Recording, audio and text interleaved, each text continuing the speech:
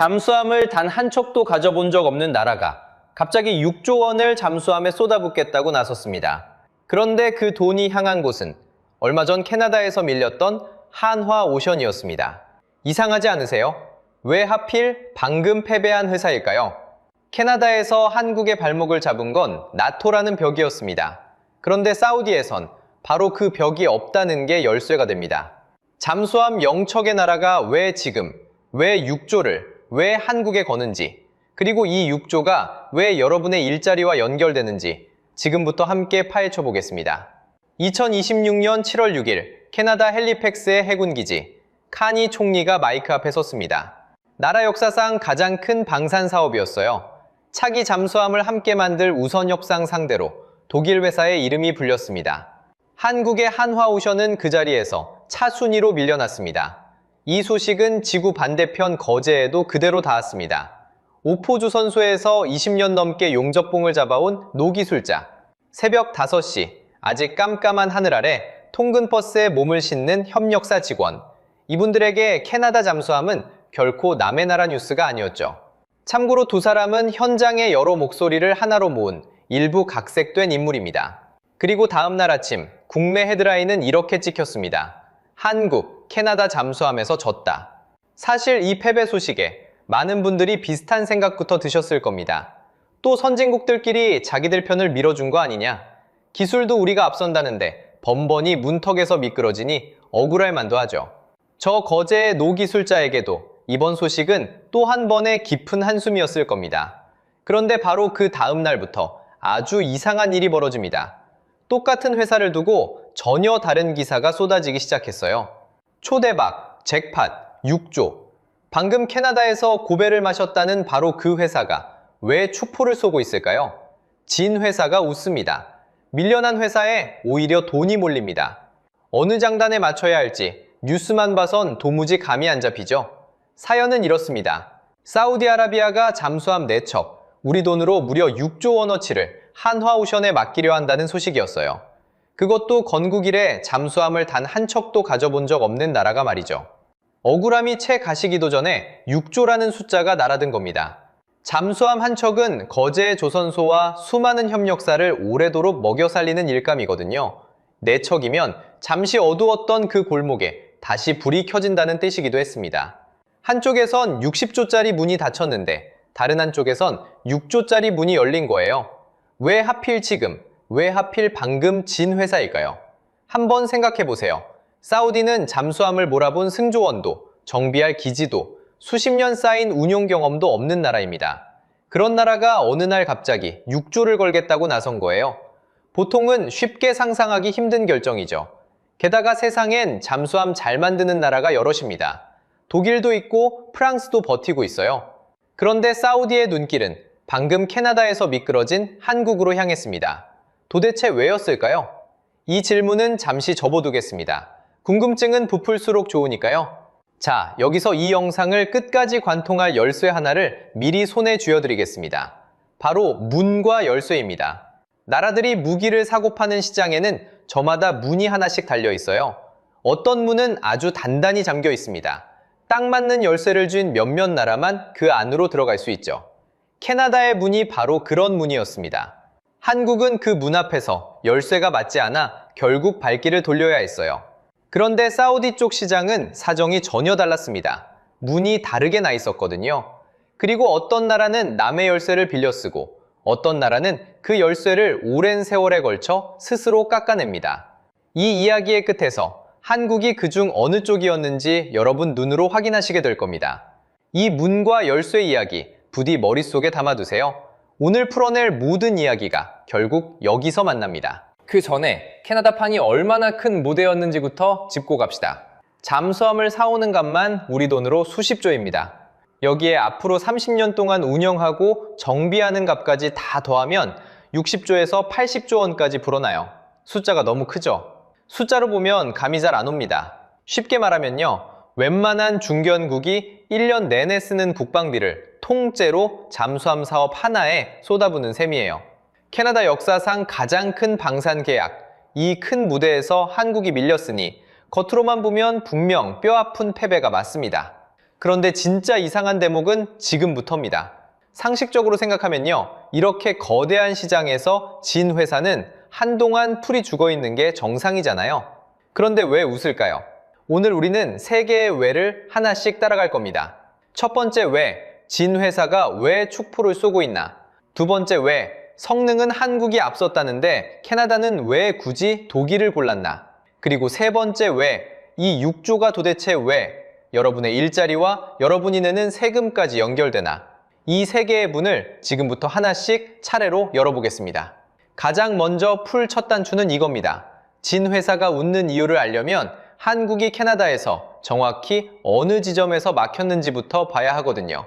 성능도 앞서고 가격도 앞섰다는데 대체 어떤 벽에 부딪히는 걸 쓴 걸까요? 그 벽의 정체를 알아야 사우디의 결단이 비로소 이해됩니다. 성능은 한국이 앞섰다는 얘기가 파다했거든요.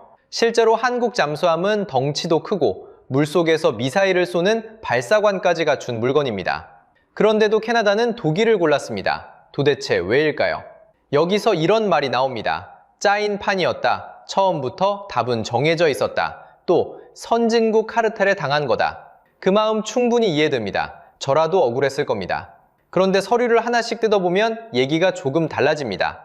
누가 뒤에서 손을 썼다기보다 나토라는 클럽의 규칙 자체가 문을 좁혀쳤다는 게 더 정확한 표현이거든요. 그 규칙이 뭔지 지금부터 하나씩 짚어보겠습니다. 캐나다가 독일을 선택한 이유는 크게 네 가지로 정리됩니다. 첫 번째, 얼음입니다. 독일이 내놓은 잠수함은 노르웨이와 함께 설계한 북극용 모델이에요. 캐나다 바다는 상당 부분이 1년 내내 얼음으로 덮여 있죠. 두꺼운 얼음장 밑을 소리 없이 다녀야 하는 바다입니다. 이런 환경에 딱 맞춰 설계한 배와 그렇지 않은 배는 출발선부터 다릅니다. 이건 실력의 문제가 아니라 처음부터 지형이 한쪽 편을 들어준 겁니다. 두 번째가 진짜 핵심입니다. 바로 나토 상호 운용성이에요. 쉽게 말하면요, 같은 클럽 회원끼리만 맞는 규격입니다. 나토라는 군사동맹을 하나의 커다란 문이라고 생각해보세요. 그 문을 열려면 회원증이라는 열쇠가 필요합니다. 독일은 그 열쇠를 원래부터 쥐고 있었어요. 통신 장비도, 무기 규격도, 작전 체계도 캐나다와 처음부터 아귀가 맞습니다. 유사시의 나토 함정들과 곧바로 손발을 맞출 수 있다는 뜻이죠. 반면 한국 잠수함은 성능이 아무리 좋아도 그 문 앞에서 열쇠가 안 맞았던 거예요. 아무리 튼튼하고 좋은 배를 만들어도 회원증이라는 마스터키가 없으면 애초에 안으로 들어갈 수가 없습니다. 이게 바로 한국의 발목을 잡은 벽의 정체입니다. 세 번째는 납기입니다. 쉽게 말해 언제까지 배를 손에 쥐어주느냐, 그 속도예요. 독일은 첫 4척을 당초 계획보다 앞당겨 2034년까지 넘기겠다고 제시했어요. 지금 캐나다의 잠수함은 낡아서 언제 멈춰도 이상하지 않은 상태입니다. 하루가 급한 캐나다 입장에선 이 속도 하나가 크게 작용했습니다. 그리고 네 번째, 바로 돈입니다. 이게 어쩌면 마지막 쐐기였어요. 여기서 경제용어 하나 짚고 갑니다. 오프셋, 우리말로는 계약금 재투자라고 합니다. 물건값을 받은 나라가 그 돈을 다시 사는 나라에 뿌려주는 조건이에요. 아까 그 문 비유로 돌아가 볼까요? 문을 통과하는 대가로 문지기에게 통행료를 냈는데 그 통행료를 고스란히 되돌려받는 겁니다. 돈은 냈지만 결국 내 주머니로 다시 들어온다는 얘기죠. 독일이 내민 조건이 상당했어요. 계약금의 100%, 최대 860억 캐나다 달러를 캐나다 안에 다시 투자하겠다고 했습니다. 이걸로 생기는 경제 효과가 1670억 캐나다 달러에 이르고 일자리로 치면 65만 명분이 걸린 거예요. 우리 돈으로 따지면 수십조 원이 캐나다 안에서 돌게 된다는 뜻입니다. 캐나다 입장에선 이건 그냥 잠수함을 사는 게 아니었어요. 자국의 공장과 일자리를 통째로 들여오는 계약이었던 겁니다. 여러분이 그 자리에 앉은 결정권자라면 마음이 어디로 기울까요? 자, 그러면 진짜 질문이 남습니다. 성능도 밀리지 않고 가격도 괜찮았던 한국은 왜 이 문을 못 열었을까요? 답은 진입장벽이라는 말에 있습니다. 진입장벽. 쉽게 말하면요, 실력과 상관없이 새로 들어오려는 사람을 막아 세우는 보이지 않는 벽입니다. 나토라는 클럽의 회원이 아니라는 이유, 그 하나가 벽이 된 거예요. 성능표에는 안 나오지만 판을 가르는 건 이런 규칙입니다. 하나오션이는 공식 입장이 이 상황을 정확히 요약합니다. 정부의 지원과 뛰어난 성능에도 나토 동맹이라는 벽을 넘지 못했다. 이 짧은 한 문장에 모든 게 담겨 있어요. 곱씹어보면 참 뼈아픈 말입니다. 실력이 부족해서 진 게 아니라고 스스로 말하고 있는 거니까요. 못 만들어서가 아니라 클럽 바깥에 서 있었기 때문에 진 겁니다. 그리고 이 한 문장이야말로 잠시 뒤에 나올 반전의 열쇠이기도 합니다. 그리고 이건 캐나다 한 번으로 끝난 일이 아니에요. 이게 우연이었을까요? 비슷한 시기 폴란드에서도 똑같은 장면이 나왔습니다. 2025년 11월 폴란드는 새 잠수함 3척의 상대로 스웨덴 사브를 골랐어요. 여기서도 한국과 독일이 나란히 떨어졌죠. 폴란드가 가장 중요하게 본 건 뭐였을까요? 자기네 앞바다인 발트해를 얼마나 잘 아느냐, 바로 그 현지 이해도였습니다. 결국 여기서도 성능표 숫자가 아니라 동맹의 규격과 현지 사정이라는 벽이 승부를 갈랐어요. 아무리 좋은 배를 만들어도 그 클럽 안에 발을 못 들이면 번번이 문 앞에서 돌아서야 했던 겁니다.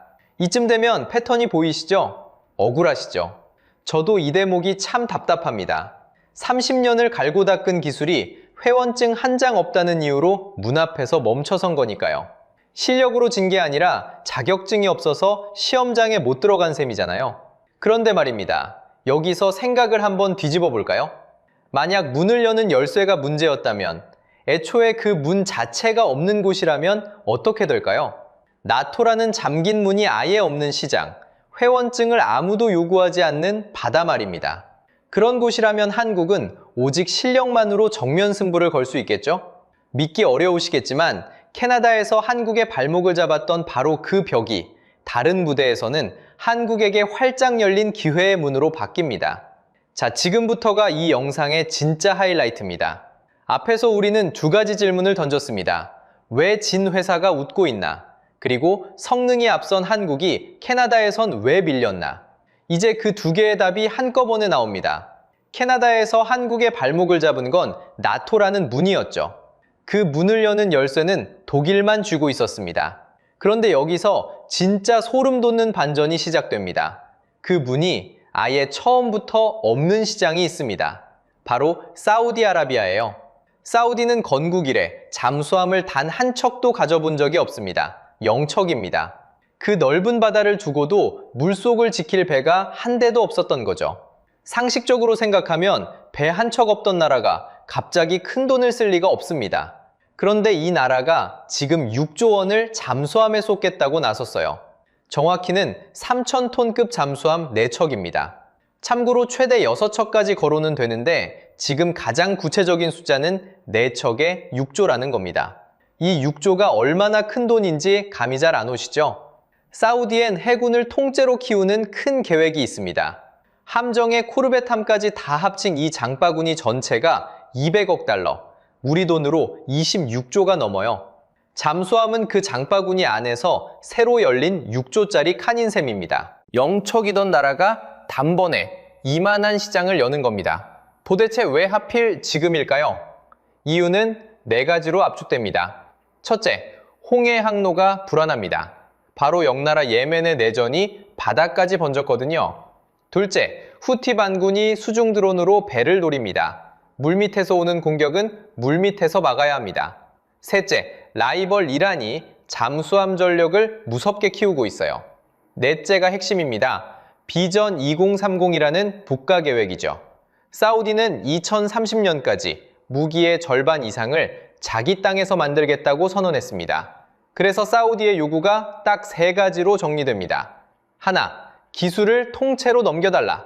둘, 우리 땅에서 직접 만들게 해달라. 셋, 배만 팔고 끝내지 말라. 승조원 교육부터 기지 건설, 수십 년 정비까지 하나로 묶어달라는 겁니다. 쉽게 말하면요, 물건만 사는 게 아니라 잠수함을 만드는 능력 자체를 사겠다는 얘기예요. 그리고 이 3번째 조건이 은근히 무섭습니다.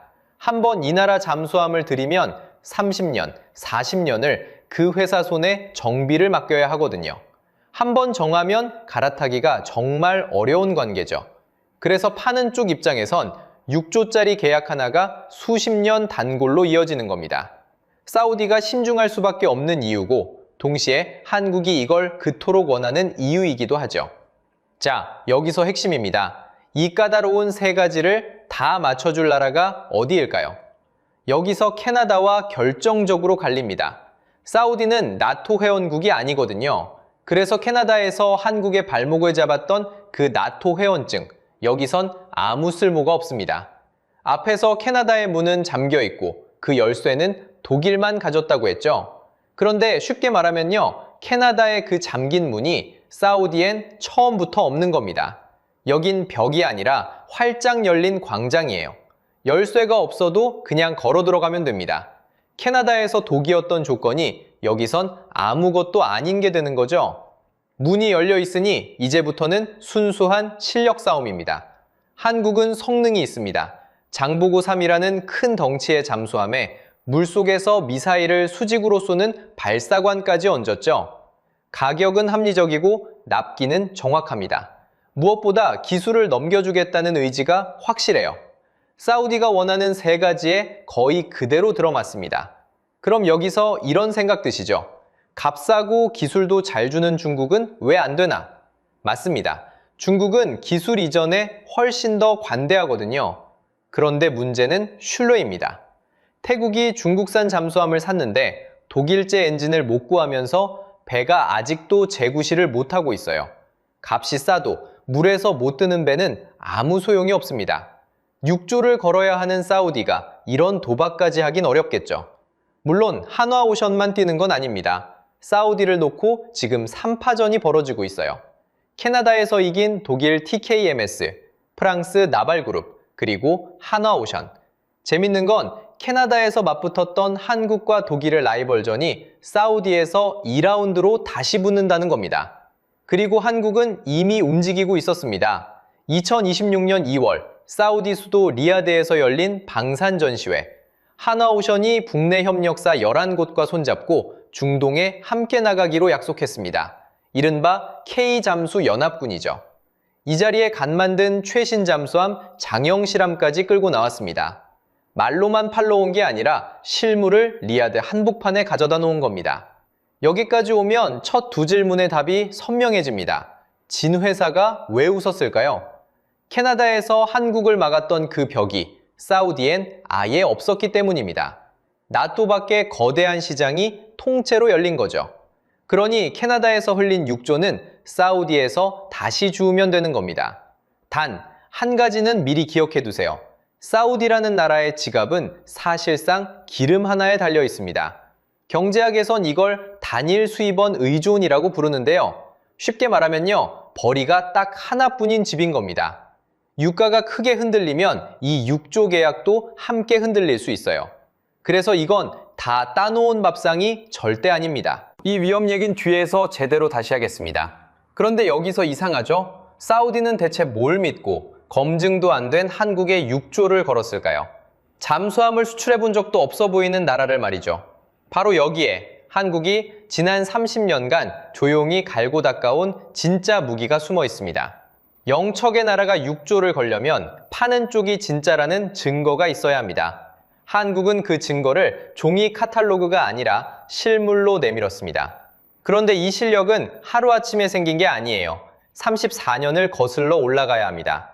1992년 한국은 잠수함을 만들 줄 몰랐습니다. 그래서 독일에서 사왔습니다. 처음 들여온 2099급 1번함은 독일 조선소가 만들어 건네준 완성품이었어요.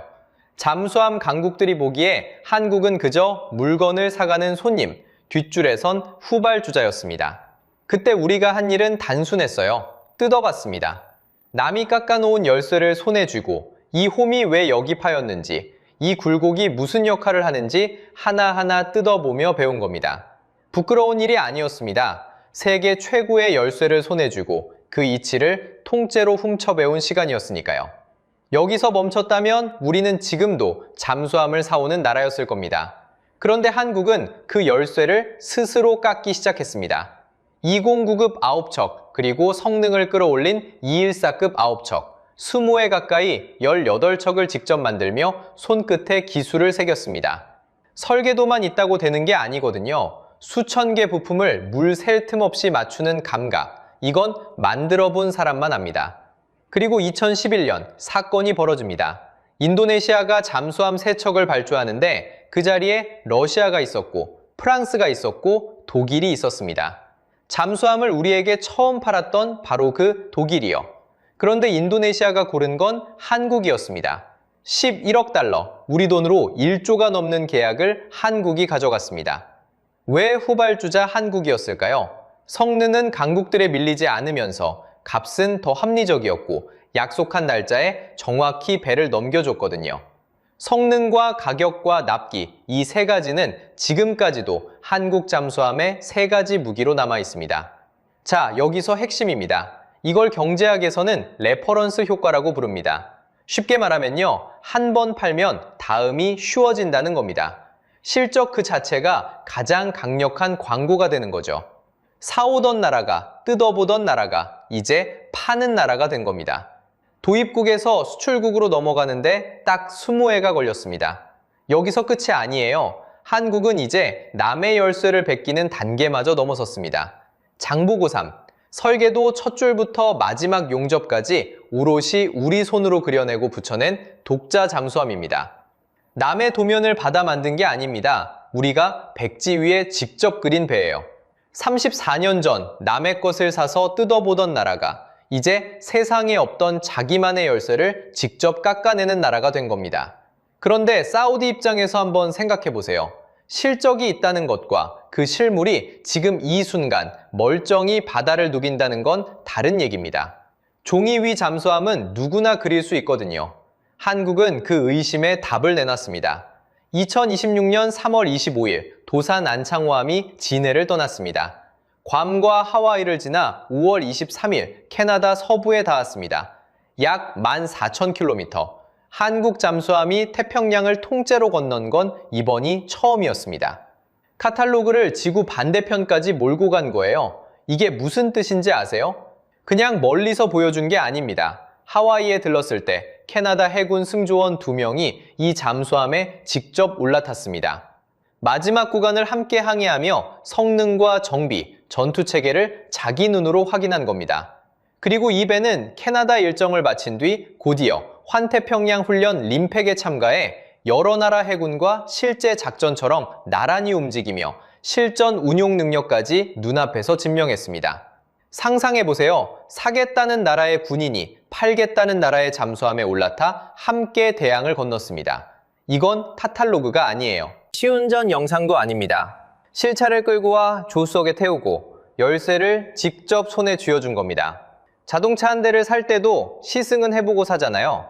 하물며 수천억짜리 잠수함을 사는 나라라면 이만한 확신을 심어주는 세일즈가 또 있을까요? 사우디가 지금 지켜보고 있는 것도 바로 이 장면입니다. 그러면 한 번 팔린 이 관계는 그 뒤로 어떻게 될까요? 잠수함은 한 번 사고 끝나는 물건이 아닙니다. 기술 이전에 승조원 교육, 부품 조달에 30년 정비까지 통째로 얽혀 있어요. 이걸 경제학에서는 전환 비용이라고 부릅니다. 쉽게 말하면요, 한 번 발을 들이면 갈아타기가 너무 비싸져서 못 떠나는 관계입니다. 한 번 한국 잠수함을 들이면 부품도 정비도 다음에 뽑을 함정도 한국을 떠나기가 어려워지는 겁니다. 수십 년짜리 단골이 통째로 묶이는 셈이죠. 그러니 사우디가 6조를 거는 건 잠수함 매척을 사는 게 아니에요. 앞으로 수십 년 한국과 한 배를 타겠다는 결정을 사는 겁니다. 이제 처음에 그 열쇠를 다시 떠올려 보세요. 34년 전 우리는 남의 열쇠를 사서 뜯어봤습니다. 이제는 그 열쇠를 우리 손으로 직접 깎아 지구 반대편 세계에 문을 엽니다. 뒷줄에 서서 물건을 사가던 손님이 이제 강국들과 나란히 서서 물건을 파는 나라가 된 거예요. 사오던 나라가 파는 나라가 되는데 딱 한 세대가 걸렸습니다. 그리고 그 한 세대의 땀은 먼 훗날의 약속이 아니라 이미 지금 이 순간 거제 앞바다 위에 잠수함이라는 이름으로 떠 있습니다. 그런데 여기서 한국 만세로 끝내면 우리는 이 6조의 진짜 의미를 놓치고 맙니다. 이 돈이 대체 어디로 흐르는지, 그리고 그 뒤에 어떤 위험이 숨어 있는지 그걸 봐야 합니다. 자, 그럼 이 6조가 대체 여러분과 무슨 상관일까요? 지금부터 이 돈이 어디로 흐르는지 영수증을 한 장씩 뜯어보겠습니다. 미리 말씀드릴게요. 이 장부는 실제 원가를 공개한 게 아니라 업계 구조로 짜본 예시 모델입니다. 그러니 정확한 액수보다 돈이 흘러가는 방향을 봐주세요. 먼저 앵커 하나를 잡죠. 잠수함 한 척에 대략 1조 5천억, 4척이면 6조입니다.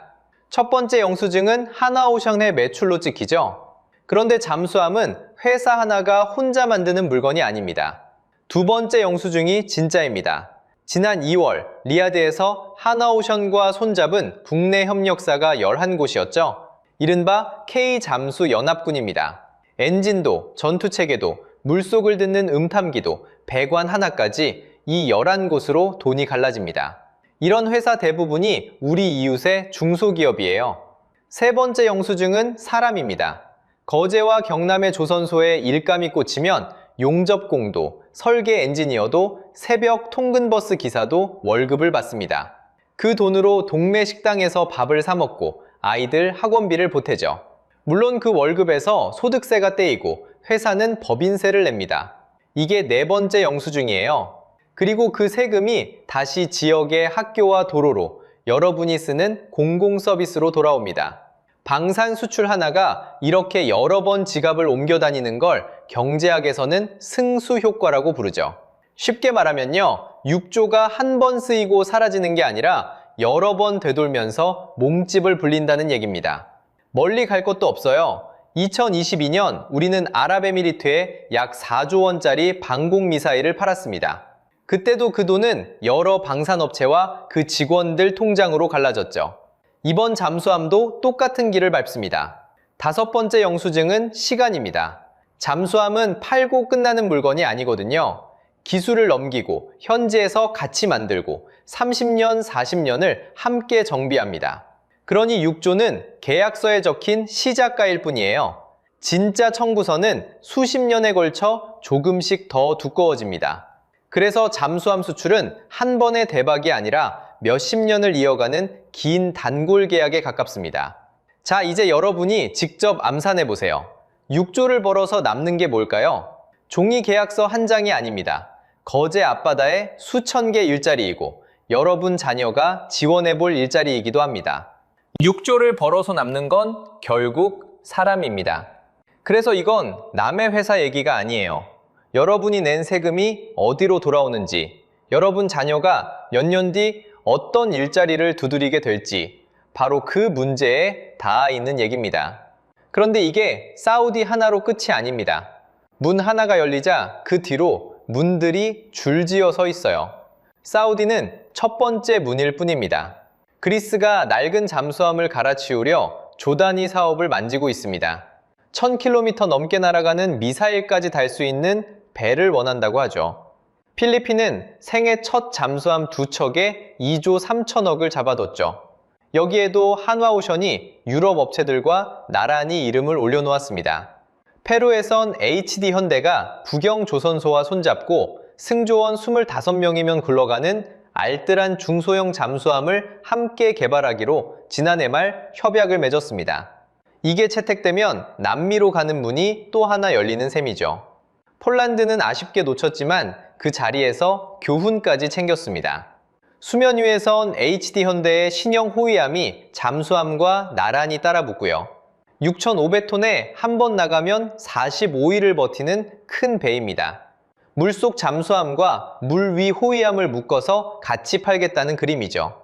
그리고 바다 건너 미국에선 한화가 필라델피아 조선소를 통째로 사들여 7조 원을 붓고 작년 10월 말엔 한국이 핵 잠수함을 지어도 좋다는 승인까지 받아냈습니다. 게다가 그 필라델피아 조선소는 한국 조선사가 미국 땅에 세운 첫 생산기지예요. 지금은 1년에 배 한 척 수준이지만 이걸 20척까지 끌어올리겠다는 큰 그림입니다. 그리스, 필리핀, 페루, 그리고 미국. 자, 이게 다 그냥 우연으로 보이십니까? 저는 그렇게 안 보입니다. 잠긴 문 하나에 매달리던 나라가 이제 열린 문들을 골라 두드리기 시작한 거예요. 그런데 여기서 김칫국부터 마시면 안 됩니다. 냉정하게 봅시다. 사우디의 우선 협상자는 아직 정해지지 않았어요. 한국과 독일, 프랑스가 붙은 3파전이 지금도 진행 중이거든요. 캐나다에서 우리를 눌렀던 독일이 여기서도 그대로 따라붙어 있습니다. 게다가 사우디의 지갑은 사실상 기름 하나뿐입니다. 수입원이 하나뿐인 나라라는 거죠. 유가가 흔들리면 이 6조도 함께 흔들릴 수 있다는 뜻입니다. 계약이 몇 년씩 미뤄지는 일도 이 바닥에선 드물지 않고요. 여기에 기술 이전이라는 더 무거운 숙제가 있어요. 내 열쇠를 통째로 넘겨주면 그 나라가 언젠가 나를 밀어내는 경쟁자로 자라날 수도 있으니까요. 오늘의 고객이 내일의 라이벌이 되는 겁니다. 실제로 그리스는 예전에 독일산 214급 잠수함에서 결함이 나오자 배 자체를 인수하지 않겠다며 한참을 버틴 적이 있습니다. 프로펠러는 시끄럽고 연료전지는 과열되고 물 위에서는 너무 흔들렸거든요. 계약서 위에 그려진 잠수함과 물에 진짜로 뜨는 잠수함은 다릅니다. 문이 열렸다고 해서 그 안이 전부 내 집이라는 보장은 어디에도 없어요. 그러니 지금 우리에게 필요한 건 만세 삼창이 아니라 계약서에 도장이 찍히는 그날까지 눈을 떼지 않는 냉정함입니다. 기대는 품되 김칫국은 아껴두자는 거죠. 이 6조가 진짜 우리 밥그릇이 될지 아니면 종이 위에만 남을지는 아직 열려있는 문제니까요. 자, 그럼 이 모든 걸 한번 종합해 볼까요? 잠수함을 단 한 척도 가져본 적 없는 나라가 왜 6조 원을, 그것도 하필 방금 캐나다에서 밀린 하나오션에 걸었는가? 우리가 25분을 달려온 답은 결국 세 갈래로 모입니다. 첫째, 사우디에는 캐나다에서 한국의 발목을 잡았던 나토라는 벽이 애초에 없습니다. 잠긴 문이 아니라 처음부터 활짝 열린 광장이었던 거죠. 둘째, 한국은 34년 동안 남의 열쇠를 사서 뜯어보던 나라에서 이제 그 열쇠를 스스로 깎아 지구 반대편까지 몰고 가 증명하는 나라가 됐습니다. 셋째, 기술 이전과 현지 생산, 통합 패키지를 원하는 사우디에게 성능과 가격과 납기를 한꺼번에 준 한국이 가장 맞는 상대였습니다. 기억하시나요? 이 영상을 시작할 때 우리는 세 개의 질문을 걸었습니다. 진회사가 왜 웃었는지, 성능에 앞섰는데 왜 밀렸는지, 그리고 왜 하필 한화였는지. 이제 세 개의 답이 모두 채워졌습니다. 캐나다에서 열쇠가 맞지 않아 돌아섰던 그 문은 사우디에는 처음부터 없었습니다. 벽인 줄 알았던 것이 사실은 한국을 위해 비워진 자리였던 셈이죠. 그래서 저는 이렇게 정리하고 싶습니다. K방산의 다음 30년은 이미 거제 앞바다에서 시작됐습니다. 미래가 될 일이 아니라 이미 벌어진 일이라는 뜻입니다. 그렇다면 우리는 무엇을 봐야 할까요? 개인이라면 이 6조가 종이 계약서 한 장이 아니라 거제와 경남의 일자리로, 협력사 직원의 월급으로, 그리고 다시 우리가 함께 쓰는 세금으로 흐른다는 걸 기억하시면 좋겠습니다. 국가라면 열쇠를 팔되 그 열쇠가 미래의 경쟁자를 키우지 않도록 기술 이전의 조건을 정교하게 설계해야 합니다.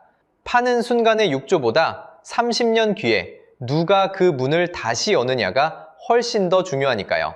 그리고 이건 단 한 번의 대박이 아니라 그리스와 필리핀, 페루로 줄지어선 긴 파이프라인의 첫 문일 뿐이라는 것. 그 시선으로 봐야 진짜 그림이 보입니다. 자, 이제 판단은 여러분 차례로 넘겨드리겠습니다. 이 6조, 한국 방산의 진짜 실력이라고 보시나요? 아니면 아직은 김칫국이라고 보시나요? 댓글로 알려주세요. 그리고 혹시 여러분 동네에 조선소나 방산 협력사가 있다면 요즘 그곳 분위기가 예전과 어떻게 달라졌는지도 함께 남겨주시면 좋겠습니다. 다음 영상에서는 미국이 직접 승인한 한국의 핵추진 잠수함이 왜 게임 체인저인지 파헤쳐 보겠습니다. 남의 열쇠를 뜯어보던 나라가 이번엔 세계에서 몇 나라만 가진 아무나 못 여는 문의 손잡이를 잡는 이야기입니다. 오늘 영상이 유익하고 재밌으셨다면 구독과 좋아요 부탁드리겠습니다. 시청해주셔서 진심으로 감사합니다.